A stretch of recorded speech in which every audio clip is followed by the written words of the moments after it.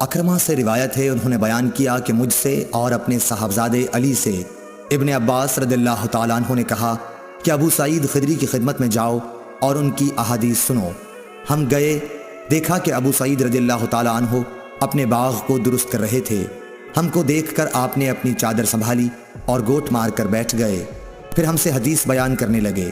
جب مسجد نبوی کے بنانے کا ذکر آیا تو آپ نے بتایا کہ ہم تو مسجد کے بنانے میں حصہ لیتے وقت ایک ایک اینٹ اٹھاتے، لیکن عمار دو دو اینٹیں اٹھا رہے تھے۔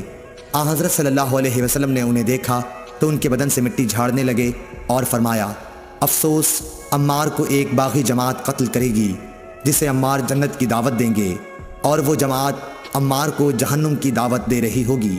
ابو سعید خدری رضی اللہ تعالیٰ عنہ نے بیان کیا کہ حضرت عمار کہتے تھے کہ میں فتنوں سے خدا کی پناہ مانگتا ہوں۔ صحیح بخاری حدیث نمبر 447۔